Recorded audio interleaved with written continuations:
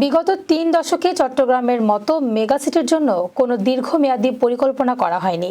এ কারণে অপরিকল্পিত নগরায়নের ফলে জলাবদ্ধতা সহ নানা সমস্যা দিন দিন তীব্রতর হচ্ছে বলে দাবি করেছে চট্টগ্রাম ভিত্তিক সংগঠন আমরা চাটগাঁবাসী।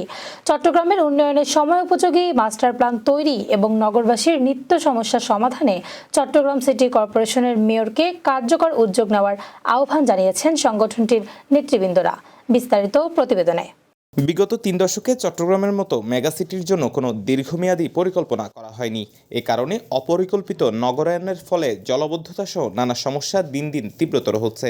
বুধবার নগরীর দ্যানবাজারস্থ মহানগর জামায়াতের কার্যালয়ে দলটির সাথে আমরা চাটগাঁবাসীর যৌথ মত বিনিময় সভায় ১৯ দফা তৃণমূল উন্নয়ন প্রস্তাবনা উপস্থাপনকালে এ দাবি জানান সংগঠনটির নেতৃবৃন্দ।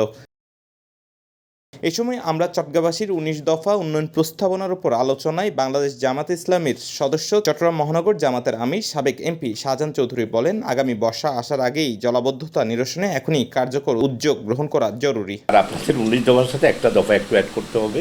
আমাদের স্টেডিয়াম সম্পর্কে একটা ষড়যন্ত্র শুরু হয়েছে।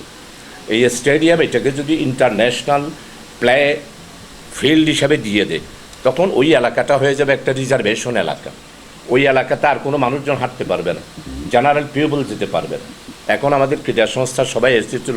সভায় আমরা চাটগাঁবাসীর নেতৃবৃন্দ চট্টগ্রামের উন্নয়নে দীর্ঘমেয়াদী পরিকল্পনার অভাব দূর করে সময়োপযোগী মাস্টার প্ল্যান তৈরি এবং নগরবাসীর নিত্য সমস্যা সমাধানে মেয়রকে কার্যকর উদ্যোগ নেওয়ার আহ্বান জানান। Desk news, CBN TV, USA।